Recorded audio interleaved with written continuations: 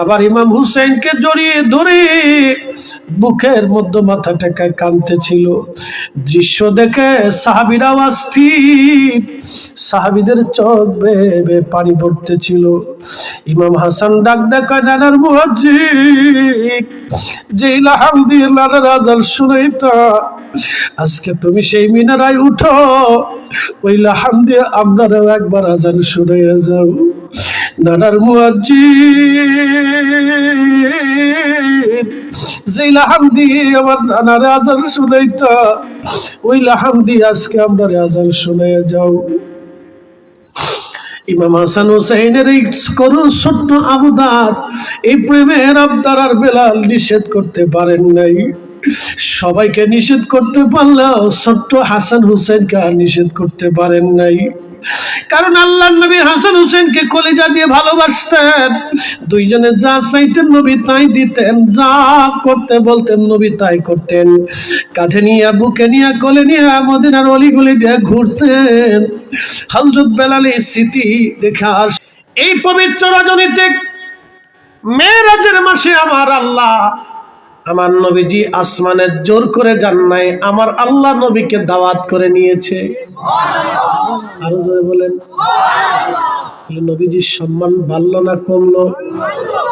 আল্লাহ মেজবান, আমার নবী মেহমান। শুধু দাওয়াত করে নেয় নাই, নেওয়ার জন্য লোক পাঠাইলেন। শুধু লোক পাঠাই নাই, নেওয়ার জন্য বাহনও পাঠিয়ে দিলেন। শুধু পাঠিয়ে দেয় নাই, সব সৃষ্টিকে স্টপ করে দিলেন। স্টপ করে দিয়ে শুধু আমার রসুলের মেরাজটাকে আমার আল্লাহ চলমান রাখলেন। সব সৃষ্টিকে আমার আল্লাহ স্টপ করে দিয়ে আমার নবীর মেরাজকে আল্লাহ চলমান রাখলেন। এই জন্য আল্লাহ বলেন সুবহানাল্লাহ, সুবহানাল্লাহ। আল্লাহ নিজে সুবহান শব্দ ব্যবহার করলেন। সুবহানাল্লাযী আসরা বিআবদিহি লাইলাম মিনাল মাসজিদিল হারাম।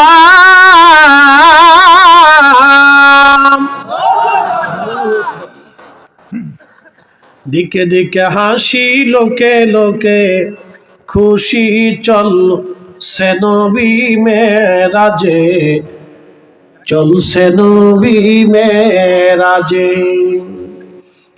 এ স্মৃতির দোলা জাগে, চাঁদ সিতারা জেগেছে, দুলোকে ভুলোকে চলছে নবী মেরাজে।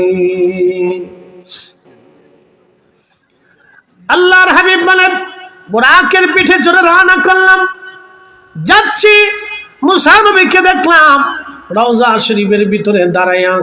মারারতু বি মুসা ওয়া হুয়া ইউসাল্লি ফি কবরিহি, আমি দেখলাম তার কবর শরীফের মধ্যে রওজার ভিতরে দাঁড়িয়ে দাঁড়িয়ে মুসা নবী নামাজ পড়তেছে। একসাথে বলেন সুবহানাল্লাহ। মুসা নবী যদি রওজার ভিতরে নামাজ পড়ে, তাহলে রওজা শরীফে আমাদের নবী আছে না নাই? একসাথে জোরে বলেন আসেনি? সালাম দিলে শুনেনি, জবাব দেয়নি। কিন্তু ওইখানে দাঁড়িয়ে সালাম দেওয়ার পরে সৌদির পুলিশকে হাজার লাভে সরো সরো সরো, আল্লাহ রুহ, তাড়াতাড়ি সরে যাও, সরে যাও। হাত তুলে দোয়া করার সুযোগ আপনার হবে না। দুইটা কারণে হয় না। একটা কারণ হলো এখানে ভিড় পড়ে যাবে দাঁড়িয়ে থাকলে, হয়তো এই কারণে যায় না। কিন্তু বেদাত বলে কাবার দিকে ঘুরাই দেওয়াটা আর এক বেদাতি। প্রশ্ন করলে জবাব দিবেন, কাবা বড় না নবী বড়? আমরা যখন নবীজির দিকে ফিরে মোনাজাত করি, রসুলের কাছে চাই না আল্লাহর কাছে চাই? আমরা যখন কাবার দিকে ফিরে মোনাজাত করি, কাবার কাছে চাই না আল্লাহর কাছে চাই? তাহলে কাবার দিকে ঘুরলে যদি শিরিক না হয়, তাহলে আমার রসুলের দিকে ফিরে মোনাজাত করলে শিরিক কেন হবে? আমরা তো চাই আল্লাহর কাছে, আমরা তো কাবার দিকে ফিরলেও আল্লাহর কাছে চাই, আমরা নবীর দিকে ফিরে মোনাজাত করলেও আল্লাহর দিকে, আল্লাহর কাছে চাই। কথা ঠিক আছে না ভাই? কিন্তু এরা শিরিকের ব্যাখ্যা দিয়ে সরাই দেয়, কাবা আল্লাহ, কাবা কাবা কাবা, কাবার দিকে ফিরে। তাদের বক্তব্য হলো মুহাম্মদ মরে গেছে, তার আর কি আছে? আর আহলে সুন্নাত ওয়াল জামাতের আকীদা হলো আমার রাসূল আছে, তিনার দেওয়ার কিছু আছে। বলে কি আছে? আল্লাহ কোরআনে নিজে বললেন, ওয়ালাউ আন্নাহুম ইয যালামু আনফুসাহুম জাউ, আমার বান্দা নফসের সাথে যদি জুলুম করো চিন্তার কোনো কারণ নাই, যাও আমার রাসূলের দরবারে চলে যাও, ফাস্তাগফিরুল্লাহ। শুধু গেলে হবে না, আমি আল্লাহর দরবারে তুমি ইস্তেগফার করো।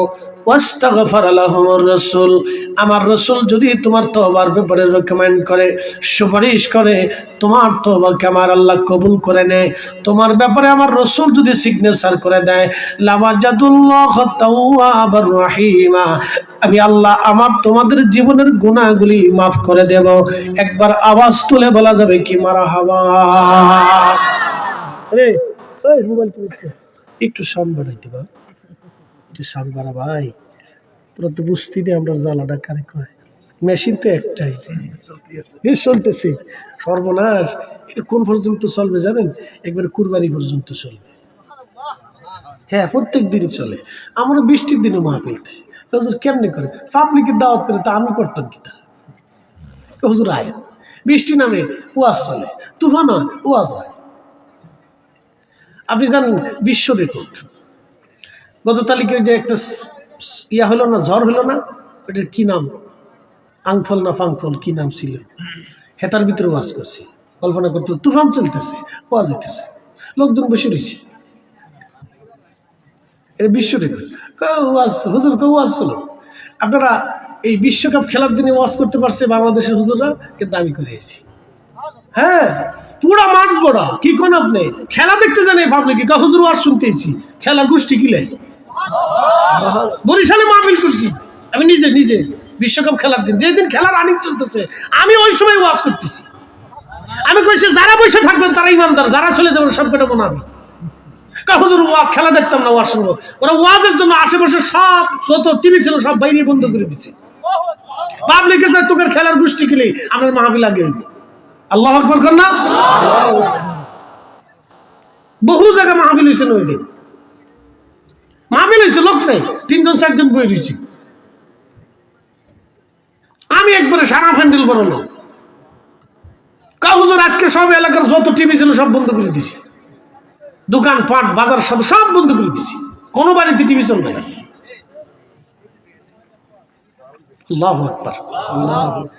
মুসলমান আছে, মুসলমান মরে গেছে তা কিন্তু না, মুসলমান এখনো আছে। আল্লাহ ডাক দিয়ে বলেন, হাবিব উম্মতকে জানান, যদি নফসের সাথে বিরাট বড় জুলুম করে, ভয়ের কোনো কারণ নাই, রাসূল গো বলে দেন তারা যেন আপনি দরবারে মুস্তাফাতে আসে। শুধু আসলে হবে না, এই পিছনে কেন? আরে কপাল রে,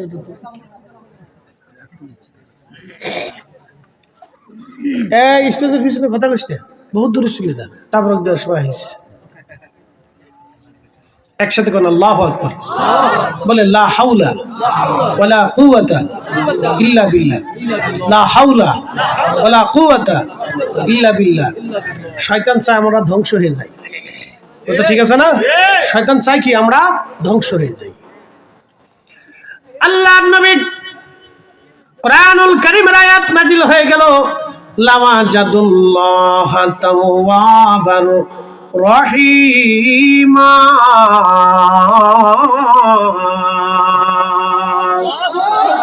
কখনো তোমাকে যদি ভুলি, হেদায়েতের আলো জেনে নিও কাছে তুলি, ঠাই দিও প্রিয়তম অগমহিয়ান, তুমি রহমান তুমি মেহেরবান। অন্ধ গাহে না শুধু তোমার গুণগান, বুঝেও বুঝে না তবু শান, তুমি রহমান তুমি মেহেরবান। মুসলমান মৌলভী বাজারবাসী, আল্লাহ ডাক দিলেন, আমি আল্লাহ তোমাদের জীবনের গুনাহগুলি মাফ করে দেব, কিন্তু শর্ত দরবারে মুস্তাফাতে যাবা, তওবা করবা। আমার রসুল যদি কবুল করে নেয় তো আমি আল্লাহ মাফ করে দিব। আয়াত নাজিল হয়ে গেল। আল্লাহর নবী ইন্তেকাল করলেন। প্রিয় নবীর ইন্তেকালের 2 বছর পরে আল্লামা ইমাম ইবনে কাসির তিনি লিখতেছেন, আল্লামা ইমাম জালালউদ্দিন আস-সুয়ুতি রাহিমাহুল্লাহ তাফসীরে জালালাইনের হাসিয়ার ভিতরে এসেছে, বন্ধু নবীজির ইন্তেকালের 2 বছর পরে এক বেদুইন সাহাবী একটা ভুল করে বসছে।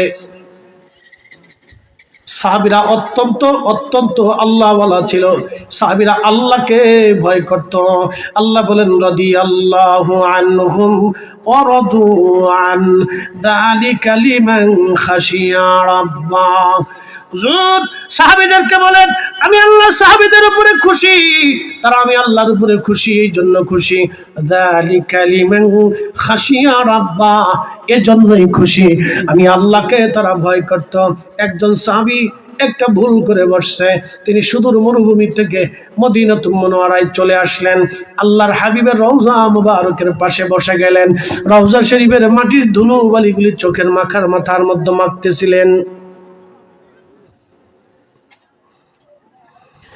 মাখতে সময় সাহাবী বললেন ইয়া রাসূলুল্লাহ,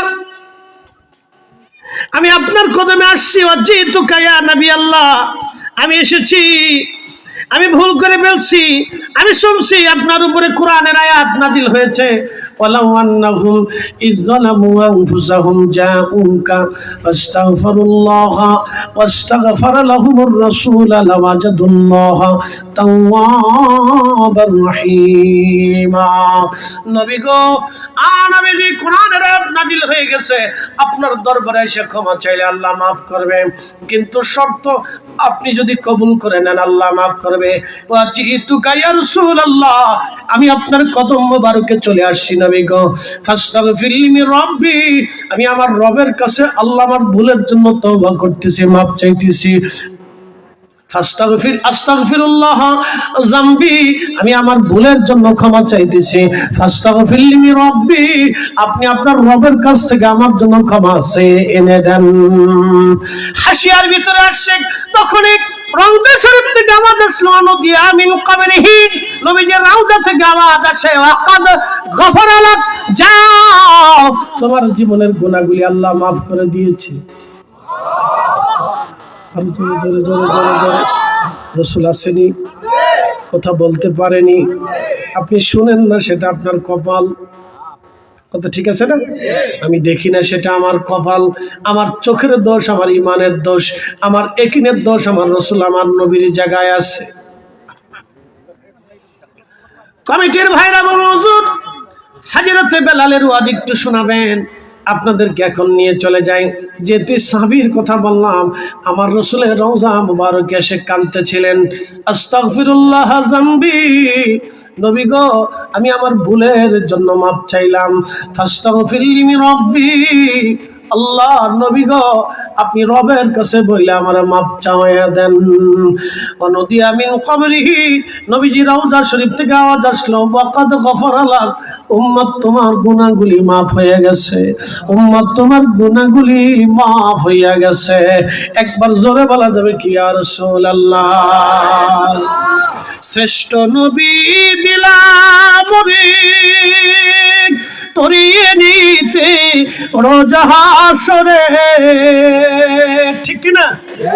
পথ না ভুলি তাই তো দিলে পাক কুরআনের বাণী, খোদা তোমার মেঘের বাণী।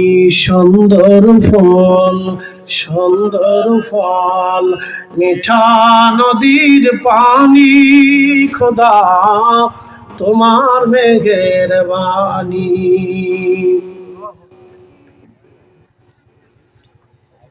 বন্ধু আমার, ভাইজান আশা হুজুর বেলালের ওয়াজ শোনাবে। এই ওয়াজ করতে করতে আমি বুড়া হয়ে গেলাম ভাই। যেই জায়গায় যাই, হুজুর একটু কদ্দুর বেলালের ওয়াজ করে। বুঝি এটা ইশকে রাসূল থেকে বলে থাকে। ঘটনাটা তো সত্য। ইমাম জাইলাই নাসমুর আয়ার মধ্যে লিখছেন, ইমাম কিরমানি শরহে বুখারীতে লিখছেন, আল্লামা ইমাম তাকিউদ্দিন সুবকিয়া শিফাউস সাকামে লিখছেন। আমার ভুল ধরবো নাকি? পাগল পাগল দেশে বহুত আছে, তো খুব মনোযোগ দিন। বিশ্ববিখ্যাত আইম্মায়ে কেরাম তারা স্ব কিতাবের ভিতরে লিখছেন। আল্লামা শাইখ আব্দুল হক মুহাদ্দিস দেহলভী মাদারিজুন নুবুওয়াতের ভিতরে লিখছেন, অনেক আইমে কেরামি ঘটনাটা লেখছে।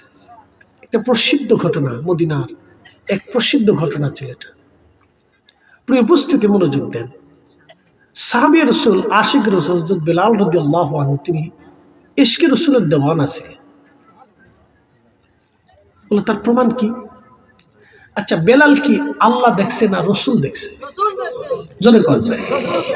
বেলাল কি আহাদ আহাদ, আল্লাহ এক আল্লাহ এক আল্লাহ এক, আল্লাহ দেখে কইছে না রাসূল দেখে কইছে? বেলাল রাদিয়াল্লাহু তাআলা এক ফার্স্ট নিজের জীবনের সবকিছু আল্লাহ রাসূলের কাছে কদমে কুরবানি করে দিয়েছে। কথা ঠিক কিনা? এট ফার্স্ট রাসূল করিমের কদম মুবারকে নিজেকে কুরবানি করছেন সর্বপ্রথমে। প্রিয় উপস্থিতি, খুব মনোযোগ দিবেন। কালেমা পড়লেন হযরতে বেলাল। অপরাধ ছিল তার লা ইলাহা ইল্লাল্লাহ মুহাম্মাদুর রাসূলুল্লাহ সাল্লাল্লাহু আলাইহি ওয়াসাল্লাম, এই কালেমা পড়লেন। এখন প্রশ্ন, এই কালেমার জন্য বেলালকে কেন মারা হবে? এই কালেমার জন্য খাব্বাবকে কেন মারা হবে? এই কালেমার জন্য সুমাইয়ার কেন জীবন যাবে? এই কালেমার জন্য হযরত ইয়াসারের কেন জীবন যাবে? এই কালেমার জন্য সাহাবে কেরাম কেন দেশান্তরিত হবে? কারণ কি?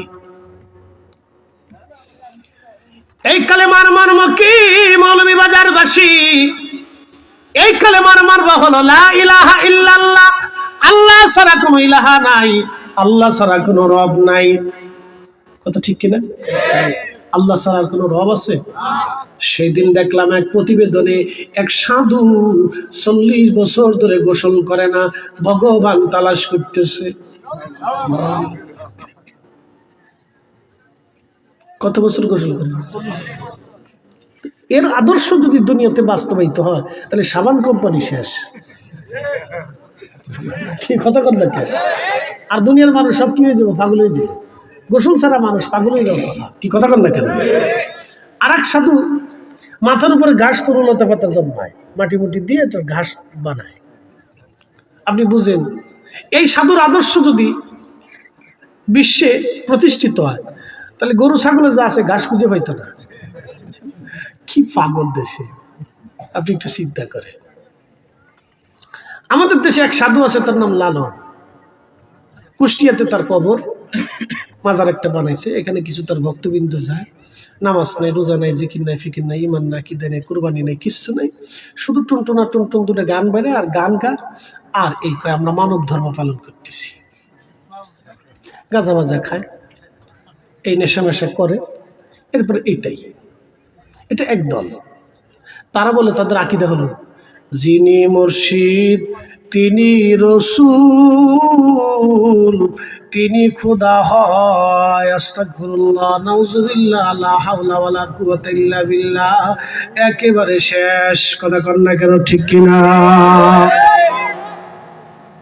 এর আদর্শ যদি পৃথিবীতে বাস্তবায়িত হয় তাহলে দুনিয়াতে মানুষ যত গাঁজা আছে, এই ধান পাট না লাগায় গাঁজা লাগাইতে হবে। জোরে বলেন। আর রাসূলের আদর্শের উপরে পৃথিবীতে কোনো আদর্শ হতে পারে না, ভেজাল মুক্ত আদর্শ। কথা ঠিক না? উম্মত কেমনে খাবে শিখাই দিয়ে গেছে, কেমনে ঘুমাবে শিখাই দিয়ে গেছে, কেমনে পোশাক পরবে শিখাই দিয়ে গেছে, কেমনে বিবাহ করবে শিখাই দিয়ে গেছে, কেমনে সংসার করবে শিখাই দিয়ে গেছে, কেমনে সমাজ করবে শিখাই দিয়ে গেছে, কেমনে রাষ্ট্র চালাবে শিখাই দিয়ে গেছে, কেমনে নিজের জীবন করবে শিখাই দিয়ে গেছে, কেমনে মেসাক করবে শিখাই দিয়ে গেছে, কেমনে ঘুম থেকে উঠে কি করতে হবে শিখিয়ে দিয়েছে, বাথরুমে যাই উম্মত কি করবে তাও শিখাই দিয়ে গেছে। কথা বল লেখা ঠিক আছে? কথা বুঝিয়ে তারপরে যাই। দেশে আগুল ফাগুল বহুত আছে। আবার আর এক দল আছে, এর নাম দিছে হলো শাহ সুফি। ডন্ট মাইট, আমি ফির মুরিদি করি, হ্যাঁ আমরা সুন্নি। শাহ সুফি দেখেন কোনটা মোস কোনটা দাড়ি কইতে পারে না, 7-8 দিন গোসল টোসল করে না, আমরা মারেফত করি, জীবনে নামাজ একবার পড়লি চলে।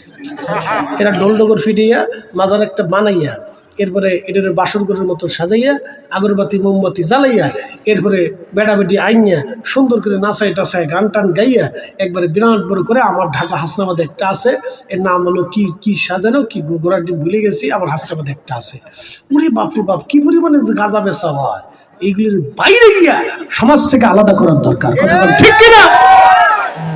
শতান কোথাকার ইসলামটাকে কলঙ্কিত করে দিচ্ছে, নাম দিচ্ছে সাহসবী টং টং শাহ।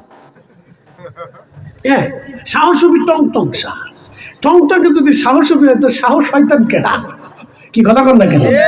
এটা কিন্তু ইসলাম, এগুলো মুসলমান। সি সি জি, রসুল করিমের সারা জীবন চলে গেছে মসজিদে নবীতে নামাজ পড়তে পড়তে।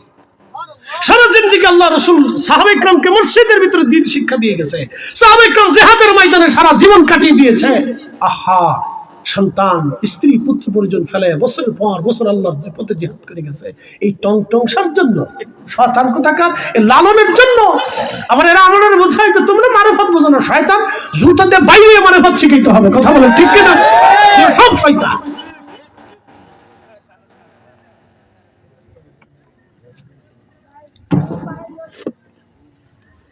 বদ আকিদা, বদ মাযহাব নিয়ে পৃথিবীতে আসছে। কষ্ট হইতেছে না আপনাদেরকে? এর লেগে আল্লাহ রসুল আল্লাহ মেরাজে নিয়েছে নাকি কন? হ্যাঁ, 50 ওয়াক্ত নামাজ দিছিল আল্লাহ। যদি দিয়ে বসতো তাহলে আর ঘরে যাইতে পারতেন না। এক ওয়াক্ত করে আর এক ওয়াক্তের জন্য রেডি হইতে হতো। আল্লাহ বরং করে হেসান করে দিয়ে 50 ওয়াক্ত বাদ দিয়ে 5 ওয়াক্ত কায়েম করে দিয়ে 5 ওয়াক্ত যদি ঠিক মতো আদায় করে তাহলে 50 ওয়াক্ত সব দিয়ে দেব। আরো জোরে মুসা আলাইহিস সালামকে, ইয়া রাসূলুল্লাহ, আমার আইডিয়া মোতাবেক আপনার উম্মতে 5 ওয়াক্ত ঠিক মতো পড়তো না। কথা তো সত্য। আমাদের দেশে কত কোয়ালিটির নামাজ জানেন? এটা হলো রাজনৈতিক নামাজ। নির্বাচন আসার পরে দেখবেন টুপি মাথাতে সরে না, পেশাব করে পানি লোক বা না লোক খুব কায়দা মতো খুব নামাজের কাতারে দাঁড়ায় থাকে। বিরাট মুসল্লি। বুড়িয়া মানুষ একটা পাইলে চাষিটা পাইলে জড়াই ধরে চাষি তখন মার মতো দেখা যায়। 10 বছর খোঁজ খবর না, এরপরে চাষিকে মার মতো দেখা যায়। 1000 টাকা একটা ধরে দিয়ে চাষি দোয়া করে। দোয়া করার মানে ঘুষ দিয়ে আসতেছে, দিয়ে চাষি ভোটটা আমার দিয়ে শয়তানে হাসে, বাপরে বাপ তুই ওরা ভোট দিলি তোকে শেষ, তো রাস্তাও শেষ করবে, গমও শেষ করবে, টিনও শেষ করবে, যা ভাবি তার সব বরাদ্দ শেষ করে দিবে। কি কথা কর না কেন?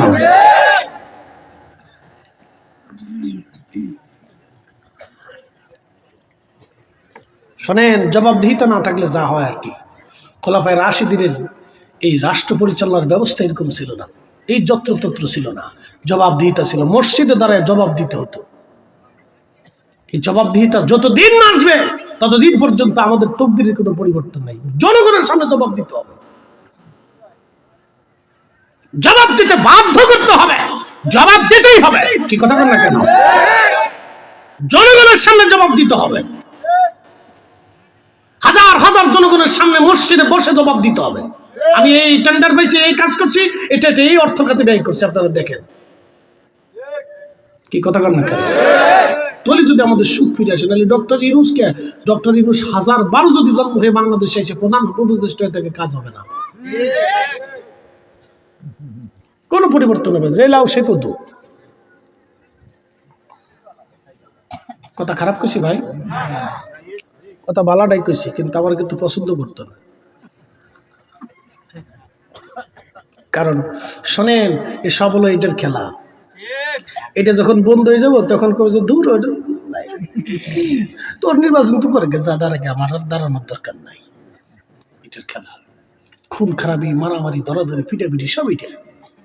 আন্দা বান্দা ধান্দা চান্দা সব বন্ধ হয়ে যাবে, দেখবেন এর ভিতরে আর কি হয়তো না, সহজে ক্লিয়ার। মুসলমান হাজিরিন, আল্লাহর নবী সাহাবী হযরত বেলালের পিঠের চামড়া কেন চলে গেল? অপরাধ কি তার? সেটা মানুষ খুন করে নাই, কারো মেয়ে নিয়ে পালাই নাই, কারো আগুন দেয় নাই, সে তো কোনো নারী ধর্ষণ করে নাই। কেন মারা হলো? কাফেররা জানতো এই লা ইলাহা ইল্লাল্লাহ যদি প্রতিষ্ঠিত হয়ে যায় তাহলে আমাদের এই প্রতিমা পূজা, মূর্তি পূজা, এই আজেরা বাজারে অন্ড ভণ্ড ছন্দ সব বাতিল হয়ে যাবে। লা ইলাহা ইল্লাল্লাহর হুকুমাত দুনিয়ার মধ্যে কায়েম হয়ে যাবে। মুহাম্মদুর রাসূলুল্লাহর সুন্নাহ আদর্শ জমিনে বাস্তবায়ন হয়ে গেলে আমাদের এই ইরিক শিরিক আবিজাবি আন্দা গান্দা পচা বাতিল হয়ে যাবে। কথা বলেন ঠিক কিনা? এই জন্য বেলাল পিটাইছে, তুই এটা ভর্তি করছিস কে? মারতে মারতে পিঠের চামড়া গুলি উঠিয়ে ফেলে দিলা হযরত বেলালের। একটা আর দুইটা না, 1 আর 2 দিন না, মাসের পর মাস ধরে বেলালকে অত্যাচার করা হলো। মারতে মারতে মারতে মারতে হযরত বেলালের পিঠের চামড়াগুলি তুলে ফেলে দেওয়া হলো। কি কঠিন ছিল সেই দিন। ও মৌলভীবাজারের মুসলমান, আহা, যদি কোনোদিন মদিনায় মক্কায় যান তো দেখবেন প্রচন্ড লু হাওয়াতে মক্কার মাটি উত্তপ্ত হয়ে যায়। এত উত্তপ্ত হয়ে যায়, উত্তপ্ত হওয়ার কারণে এমন অবস্থা হয়ে যায় আপনি 2 মিনিটও খালি পায়ে হাঁটতে পারবেন না, এত প্রচন্ড গরম হয়ে যায়। এই প্রচন্ড গরমে হযরত বেলালের হাত পা গুলি বেঁধে নিয়ে মরুভূমির মধ্যে ছেড়ে দিয়ে হাত পা গুলি বেঁধে পাথর চাপা দিয়ে চলে আসতো। প্রচন্ড গরমে লু হাওয়া বেলালের নাক মুখ দিয়ে ওই বাতাসগুলি ঢুকে কলিজা পর্যন্ত শুকিয়ে আসতো। শুধু আহাদ আহাদ আহাদ বলে বেলাল কাঁদতেন। আহা, কঠিন এই নির্যাতনের বড় বেলাল জবান থেকে আল্লাহর জিকির কখনো তিনি ছেড়ে দেন নাই, আল্লাহর জিকির কখনো ছেড়ে দেন নাই। সেই জন্যে আমার রাসূল মদিনায় হিজরত করে যাওয়ার পরে আজান আসলো, আজান।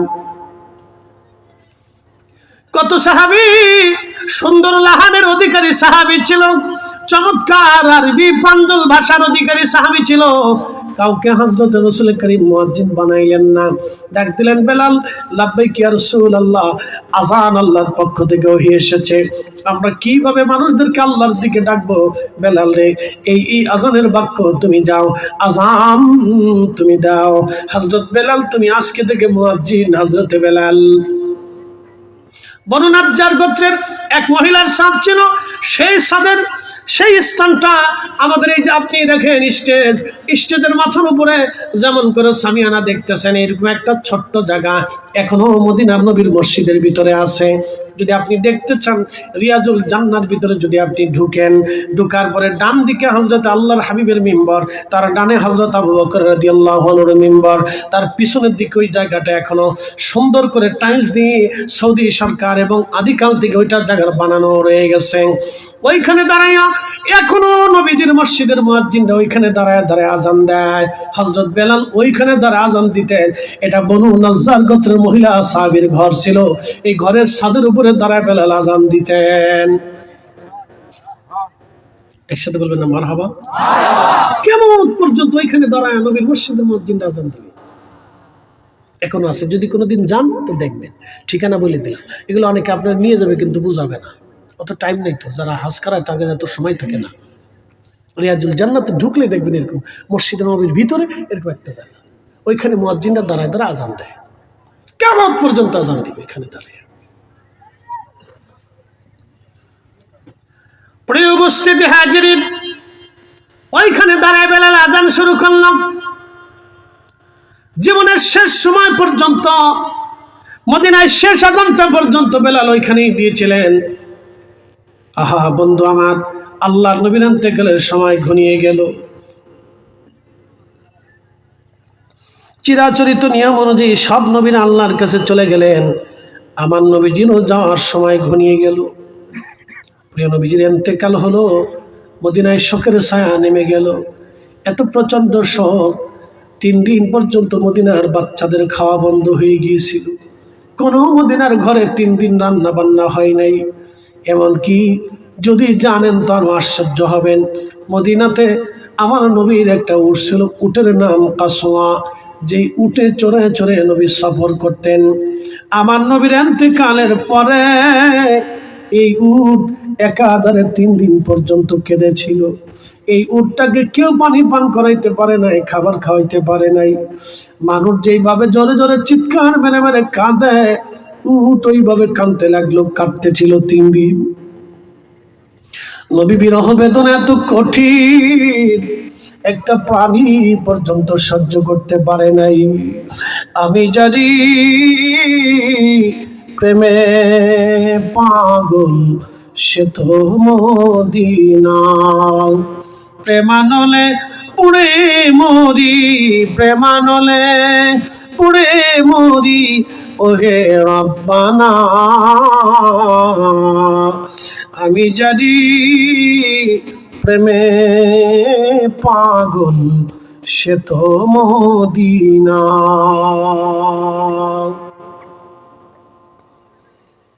সাহাবীদের অবস্থা আরো করুন। একটা প্রাণী পর্যন্ত সহ্য করতে না পারে 3 দিন পরে দৌড়াইয়া কাসুয়া একটা কুয়ার মধ্যে ঝাঁপিয়ে পড়ল, ঝাঁপিয়ে পড়ে কাসুয়া আত্মাহুতি দিল। আহা, আল্লাহর নবী বলতেন আমার উম্মতেরা রে, 10টা প্রাণী বস্তু জান্নাতে চলে যাবে, তার ভিতরে একটা আমার বাহন কাসোয়া। আমি এই কাসোয়াকে নিয়ে কিয়ামতের ময়দানে ওর পিঠে চড়ে আমি জান্নাতে চলে যাব। শুধু ভালোবাসার জন্য একটা প্রাণী জান্নাতে চলে যাবে। ইশকে রাসূলের বিরহ বেদনা সহ্য করতে না পেরে আশিক রাসূল হযরত বেলাল আযান বন্ধ করে দিলেন। আর আযান তিনি দেন নাই কখনো। হযরত আবু বকর বারবার অনুরোধ করতেন, বেলাল আযান দাও। হযরত বেলাল বলতেন, আবু বকর তুমি আমাকে কিনে এনেছিলা, তোমার নিজের জন্য না, আল্লাহর জন্য। হযরত আবু বকর বলেন, বেলাল রে, কাফেরদের কঠিন অত্যাচার থেকে তোমাকে মুক্তি দিয়েছিলাম আল্লাহর জন্য, আমার তো কোনো অধিকার নাই, বেলাল তোমাকে আজাদ করে দিয়েছি। হযরত বেলাল বলেন, আবু বকর তাহলে আপনি আমাকে অনুরোধ করবেন না, আমি আর আজান কখনো মদিনাতে দিতে পারবো না, আমার পক্ষে সম্ভব না। বলে কেন, কারণ কি? এজন্যই বেলাল আজান দিতে পারতেন না। দেখবেন সন্তান যদি মারা যায়, মা সহ্য করতে পারে না, কিন্তু বাবা সহ্য করতে পারে। কারণ কি?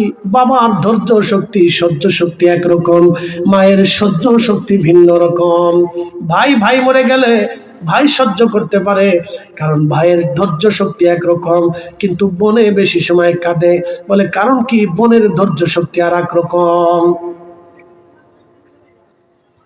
সন্তান যদি মারা যায় তো মা কাঁদে, সন্তানের বিছানা ধরে মা কাঁদে, জায়নামাজ ধরে মা কাঁদে, বই ধরে মা কাঁদে, সন্তানের কবর দেখে দেখে মা কাঁদে। কারণ কি?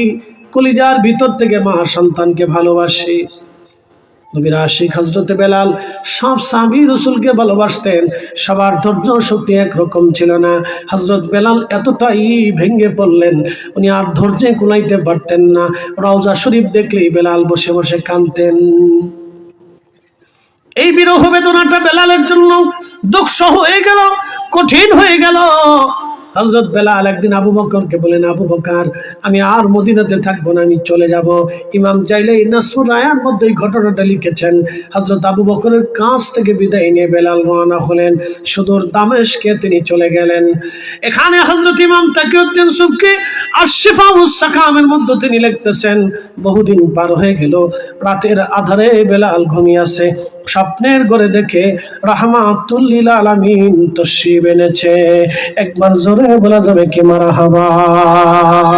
ইয়া রাসূলুল্লাহ, ইয়া হাবিবাল্লাহ, ইয়া রাসূলুল্লাহ, ইয়া হাবিবাল্লাহ। আমার মৌত নিদান কালে থাকি নবীজি আমার শিয়রে, করিব চুম্বন কদম ধরিয়া, করিব চুম্বন কদম ধরিয়া। ইয়া রাসূলুল্লাহ, আল্লাহ ইয়া রাসূলুল্লাহ। নবীর আশিক বেলাল স্বপ্ন দেখতেছে রহমতের নবী, স্বপ্নে তশরিফ এনে ডাক দিল, বেলাল তুমি আমার সাথে কেন জুলুম করতেছো? বেলাল, বেলাল কেন জুলুম করো? আসো আমার জিয়ারতে আসো। বেলাল কতদিন হলো তুমি আমার জিয়ারতে আসো না?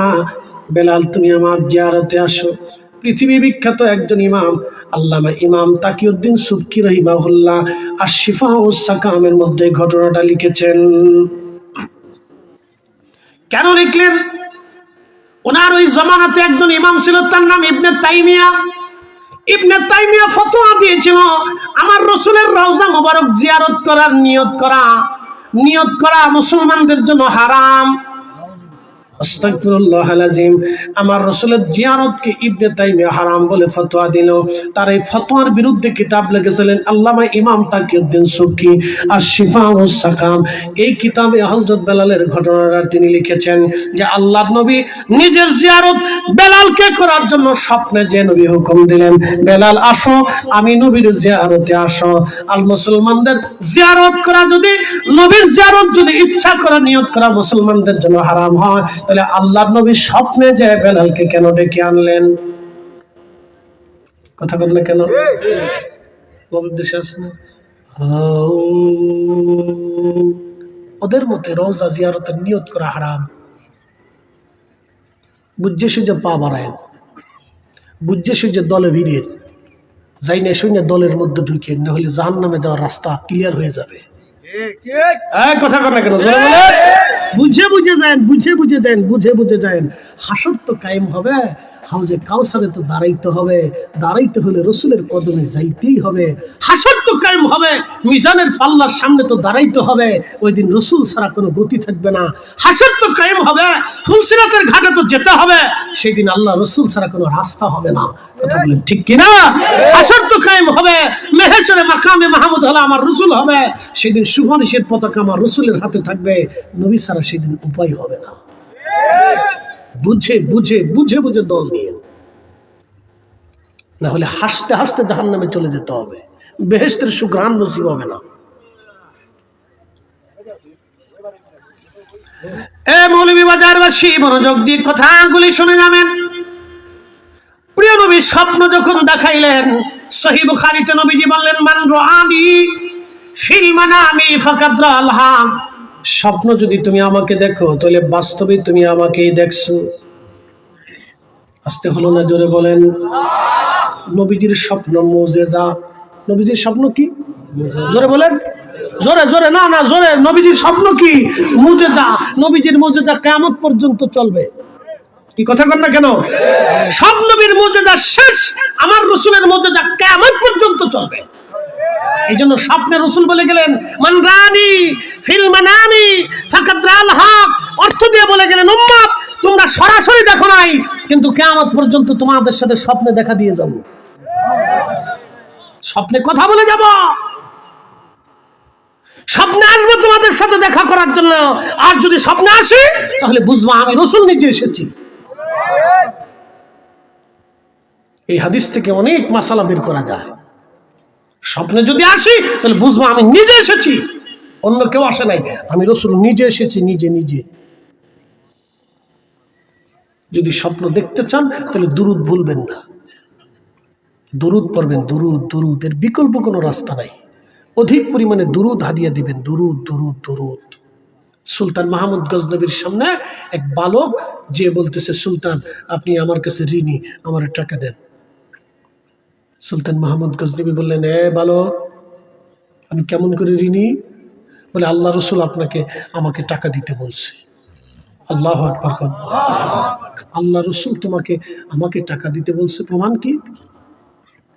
বলে, সুলতান আমি খুব অভাবী একজন মাদ্রাসার ছাত্র, খুব কষ্ট করে চলি, খুব দুঃখ, কেঁদে কেঁদে একদিন রসুলের দরবারে বিচার দিছি। আল্লাহ রসুল স্বপ্নে এসে আমাকে বলছেন আপনার কাছে আমার ঋণের কথা বলার জন্য। আমি বললাম, ইয়া রাসূলুল্লাহ, আমি যে সুলতানের কাছে বলবো, সুলতান তো বিশ্বাস করবে না, প্রমাণ কি দিব? তখন রসুল বললেন, সুলতান আপনি বলে প্রত্যেক রাত্রিবেলা আল্লাহর নবীকে ৭,০০০ বার করে দুরূদ হাদিয়া পাঠান, আজকে ৭ দিন হলো আপনি কোনো দুরূদ নবীকে পাঠান না। সুলতান মাহমুদ গজনবী তখন ঝরঝর করে চোখের পানি ছেড়ে দিয়ে বলে, বালক, ঠিক বলেছো তুমি, আমি ৭,০০০ বার করে প্রত্যেক রাত্রি দুরূদ শরীফ পড়ে আল্লাহ রসুলকে হাদিয়া দিয়ে তারপরে ঘুমাই, কিন্তু রাষ্ট্রের কাজে আজকে ৭ দিন পর্যন্ত আমি দুরূদ পড়তে পারি না। পৃথিবীর কেউ জানে না, আমি জানতাম, আমার আল্লাহ জানতো, আমার রসুল যেহেতু বলছে এটাই সত্য। তুমি ঠিক বলছো, তুমি কি চাও? আমার রাজকোষ থেকে তোমার যা প্রয়োজন তুমি নিয়ে যাও, রসুল হুকুম দিয়েছে, তোমার যা মন চাই তুমি নিয়ে যাও। নারায়ে তাকবীর, নারায়ে রিসালাত, আহলে সুন্নাত ওয়াল জামাত, মুফতি জহিরুল ইসলাম ফরিদী সাহেব। রসুল দেখতে চাননি? দুরূদ পড়বেন, দুরূদ, বিড়ি খাইয়েন না, তাহলে আর দেখা হইতো না। কথা ক্লিয়ার? আমার কাছে ধূমপান করলে দেখা হবে না, বলে কারণ কি? মুখে দুর্গন্ধ আসে, আল্লাহ রসুল আসবে না। হারাম খাবেন না, তাহলে আর দেখা হবে না, বলে কারণ কি? হারাম করার সাথে আল্লাহ নবী দেখা দেয় না। কথা ক্লিয়ার না? ভেজাল আছে? আল্লাহ আমাদেরকে কবুল করুক, বলে না আমিন। হযরত বেলালকে নবীজি স্বপ্ন দেখানোর পরে সুদূর সিরিয়ার থেকে হযরত বেলাল রওনা করে চলে আসলেন মদিনাতুল মুনাওয়ারা। আহা, দিলটাকে নরম করে দেন। ওই যে এক সাহাবী বেদুইন রওজার পাশে বসে বসে কাঁদতেছিলেন, ধুলাবালিগুলি মাথার মধ্যে মাখাইতেছিলেন। হযরত বেলাল আসলেন। ইমাম ইবনে হযরত তাকিউদ্দিন সুবকি রহিমাহুল্লাহ লেখেন, রওজার পাশে বসে বসে বেলাল কাঁদতে লাগলেন, ধুলাবালিগুলি মাথায় মাখতেছিলেন। কাঠের জালি দিয়ে রওজা শরীফ ঘিরে রাখা ছিল, জালির সঙ্গে মাথা ঠেকায় ঠেকায় বেলাল কাঁদতেছিলেন, বলতেছিলেন, হুজুর, গোলাম আপনার কদম মোবারকে হাজির। ইয়া রাসূলুল্লাহ, আমাকে আসতে বলেছিলেন, আমি এসে গেছি। নবী গো, আমি আসছি। ইয়া রাসূলুল্লাহ, আপনি আসতে বলেছিলেন, আমি এসে গেছি। ইয়া রাসূলুল্লাহ, আমি আসছি। গোলাম হাজির, গোলাম আপনার কদম মোবারকে হাজির। আল্লাহর নবীজির সাহাবী নতুন মুয়াজ্জিন এসে দেখলো নবীর মুয়াজ্জিন বেলাল রওজার পাশে বসে বসে কাঁদতেছে। ডাক দেখে, সাহাবীরা রে, শুনছ? নবীর মুয়াজ্জিন বেলাল ফিরে আসছে। কথা শুনিয়া সব সাহাবী দৌড়াইয়া মসজিদে নববীর মধ্যে ভিড় করে ফেললেন। সব সাহাবীরা বললেন, বেলাল উঠো, কতদিন হলো তুমি আমরা আজান শোনাবো না। বেলাল ডাক ডাকা, সাহাবীরা রে, আজান দিলে কি নবী আসবে নি? আগে আজান দিলে আল্লাহর নবী আসতো। বলো, আমি পণ করেছি আর কখন আজান দেব না? আমার পক্ষে সম্ভব না রে সাহাবীরা, আমি আর আজান দিতে পারবো না। এই বিরহ বেদনা বড় কঠিন, এই বিরহ বেদনা বড় কঠিন। এই প্রেম যারা রাসূলের সাথে করছে তারা জানে রাসূলের সাথে প্রেমের মর্ম কত কঠিন, এই বেদনা কত কঠিন। প্রেমিক সারা প্রেমের বেদনা বুঝে না গো। আমি জানি প্রেমে পাগল সে তো মদিনা, প্রেমানলে পুড়ে মরি, প্রেমানলে পুড়ে মরি, ওহে রব্বানা। আমি জানি প্রেমে পাগল সে তো মদিনা। সাহাবীরা বললেন, বুঝছি। দেখো, হাসান আর হুসেন আসেনি। সাহাবীরা ইমাম হাসান হুসেনকে ডেকে নিয়ে আসলেন। তখনও তারা বালক, দেখতে আমার রাসূলের মতো দেখা যাইতো। খুব সুন্দর নূরানী চেহারার অধিকারী ছিলেন হযরত ইমাম হাসান আর হুসাইন রাদিয়াল্লাহু আনহুমা। দুইজন এসে রওজা শরীফের পাশে দাঁড়াইলেন। হযরত বেলাল রওজা শরীফ থেকে উঠে ইমাম হাসানের বুকের মধ্যে জড়িয়ে ধরে মাথা ঠেকায় কান্দে, আবার ইমাম হুসেনকে জড়িয়ে ধরে বুকের মধ্যে মাথা ঠেকায় কাঁদতেছিল। দৃশ্য দেখে সাহাবীরা অস্থির, সাহাবীদের চোখ বেয়ে পানি পড়তেছিল। ইমাম হাসান ডাক দেখায়, নানার মুয়াজ্জিন, যেই লাহাম দিয়ে নানার আজান শুনাইতা, আজকে তুমি সেই মিনারায় উঠো, ওই লাহাম দিয়ে আপনারাও একবার আজান শুনাইয়া যাও। নানার মুয়াজ্জিন, যেই লাহাম দিয়ে আমার নানার আজান শুনাইতা, ওই লাহাম দিয়ে আজকে আমরা আজান শুনাইয়া যাও। ইমাম হাসান হুসাইনের এই করুণ ছোট্ট আবদার, এই প্রেমের আবদার আর বেলাল নিষেধ করতে পারেন নাই। সবাইকে নিষেধ করতে পারলেও ছোট্ট হাসান হুসেনকে আর নিষেধ করতে পারেন নাই। কারণ আল্লাহর নবী হাসান হুসেনকে কলিজা দিয়ে ভালোবাসতেন। দুইজনে যা চাইতেন নবী তাই দিতেন, যা করতে বলতেন নবী তাই করতেন। কাঁধে নিয়ে, বুকে নিয়ে, কোলে নিয়ে মদিনার অলিগলি দিয়ে ঘুরতেন। হযরত বেলালের স্মৃতি দেখে আর সহ্য করতে পারেন নাই, দৌড়িয়ে ছাদের উপরে দাঁড়ায় গেলেন। আল্লাহু আকবার, আল্লাহু আকবার। যখন আজানের আওয়াজ দিলেন, তাহাজ্জুদের ওয়াক্ত, সারা মদিনার রন্দে রন্দে আজানের আওয়াজ ছড়িয়ে গেল। আল্লাহু আকবার, আল্লাহু আকবার। সারা মদিনাতে আজানের আওয়াজ ছড়িয়ে গেল। ঘর থেকে সাহাবায়ে কেরাম বের হয়ে দৌড় মারছে। বেলাল আজান দিচ্ছে, বেলাল আজান দিচ্ছে, বেলালের আজান, বেলালের আজান, বেলালের আজান, বেলালের আজান। সব সাহাবীরা ঘর থেকে বের হয়ে দৌড় মারছে। আশহাদু আল্লা ইলাহা ইল্লাল্লাহ। সারা মদিনা থেকে মহিলারা ঘর থেকে বের হয়ে দৌড় মারছে, ছোট ছোট বাচ্চারা, যুবকরা, কিশোররা, বৃদ্ধ যারা ছিল সব ঘর থেকে বের হয়ে দৌড়ায়। ইমাম তাকিউদ্দিন সুবকি আর শিফাউস সাকামের মধ্যে তিনি লেখেন, সবার মুখে একটা বাক্য, নবী বুঝি ফিরে আসছে রে, রসুল বুঝি ফিরে আসছে রে, রসুল বুঝি ফিরে আসছে রে, নবী বুঝি আসছে রে, নবী বুঝি ফিরে আসছে। ইমাম তাকিউদ্দিন সুবকি লেখেন, এই বাক্যগুলি সবার মুখে মুখে রসুল বুঝি ফিরে আসছে। সবাই কান্দে, সারা মদিনায় রওজা শরীফের চারপাশে সাহাবীরা ভিড় করে গেলেন, সবার কান্না গুন গুন করে কান্না। এমন কোন মানুষ নাই রে নবীর বিরহ বেদনায় সেই দিন না কেঁদেছিল। হে রাসূল তোমায় ভালোবাসি, অন্তরে শুধু মুখে নয়, জান্নাতের আশায় নয় হে রাসূল, জাহান্নাম কেউ ডরি না। তোমায় পাওয়ার আশায় মানুষ ছুটে যায় মদিনায়, তোমায় পাওয়ার আশায় মানুষ ছুটে যায় মদিনায়। এ আশিকের দিদার দাও না,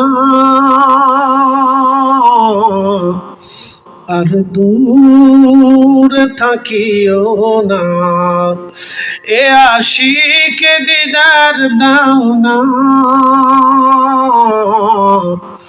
আর দূরে থাকিও না। হে রাসূল তোমায় ভালোবাসি,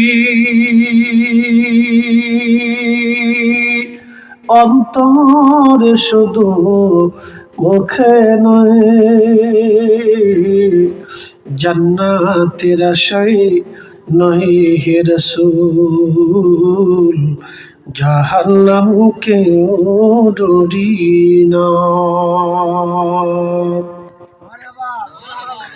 আজান হলো, আশহাদু আন্না মুহাম্মাদার রাসূলুল্লাহ।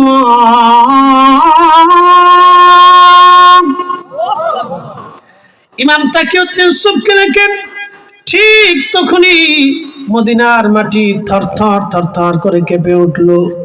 আহা, পৃথিবীতে কারো আজানে কখনো কোনোদিন মাটি কাঁপে নাই, কখনো কোনোদিন আর কাঁপবে না। সেই দিনের আজানে পৃথিবীর মাটি থরথর থরথর করে কেঁপে উঠলো। একসাথে বলেন তো আল্লাহু আকবার। রাসূল বিরহ বেদনায়, প্রেমের বিরহে মাটি পর্যন্ত স্থির থাকতে পারে নাই। তাহলে বুঝেন তো মদিনার সাহাবীদের হালত কত কঠিন ছিল, কত করুণ হয়েছিল। আহা, ইকরাম লিখেছেন, মদিনায় এমন কোন মানুষ নাই সেই দিন না কেঁদেছিল। হযরত বেলাল অজ্ঞান হয়ে গেলেন, হুঁশ নাই, বেহুশ হয়ে গেলেন।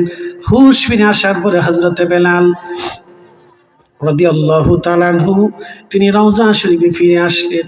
কেঁদে কেঁদে বললেন, হুজুর আমি আসছিলাম, আজান দিয়েছি, গোলাম এসেছিল। নবী গো, গোলাম আজান দিয়েছে, কদমে আসছি, বিদায় দেন ইয়া রাসূলুল্লাহ। বিরহ বেদনা নিয়ে চলে গেলেন আশিক রাসূল।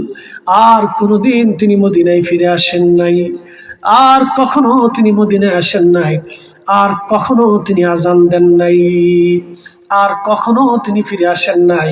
তাহলে বুঝতে পারতেছেন বেলাল নবীজির ইন্তেকালের পরে কেন আর আজান দেন নাই, কারণ আজান দিলে পৃথিবী কেঁপে উঠত। ইশকে রাসূলের বিরহ বেদনায় মানুষ অস্থির হয়ে যাইত। হযরতে বেলাল অজ্ঞান হয়ে পড়তেন, আজান আর দিতে পারতেন না। এটা ইশকে রাসূল, ইশকে রাসূল দলিল দিয়ে হয় না, দলিল দিয়ে হয় না। কলিজায় আল্লাহ যাকে দয়া করে দান করে তার কলিজার ভিতরে আল্লাহ দিয়ে দেয়। কথা বলেন ঠিক কিনা? এটা দলিল দেওয়া হয় না, আল্লাহ যাকে কবুল করে তার কলিজার ভিতরে আমার আল্লাহ দিয়ে দেন। আল্লাহ সবাইকে দেয় না, যাকে আল্লাহ পছন্দ করেন তার কলিজায় ইশকে রাসূল দিয়ে দেন। ইশকে রাসূল সবাই হয় না। আমি তো একজন আশিক রাসূলের জীবনী পড়লাম, এরকম হাজার হাজার আশিক রাসূলদের জীবনী কিতাবের পৃষ্ঠাতে লেখা হয়ে আছে। এই জন্য ইশকে রাসূলের নাম অনেক মজবুত। আপনি যদি দেখেন গসলুল মালাইকা হানজালা ইশকে রাসূলে পৃথিবীর শ্রেষ্ঠ নিয়ামত নিয়ে গেলেন। ইশকে রাসূলে হযরতে গসলুল মালাইকা শ্রেষ্ঠ নিয়ামত নিলেন। ওয়াসাল কারণী মুস্তাজাবাতুদ দাওয়া হয়ে গেলেন। উস্তনে হান্নানা বেহেশত কিনে নিয়ে গেলেন।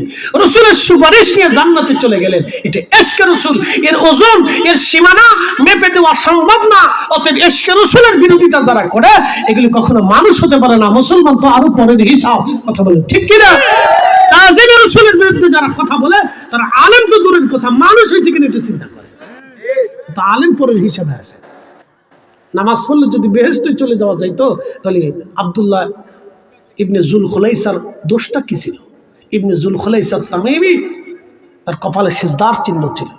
হযরত আলী রাদিয়াল্লাহু আনহুকে যে শহীদ করেছিল, হত্যা করেছিল আব্দুর রহমান মুলজিম খারিজি, কপালে সিজদার চিহ্ন ছিল।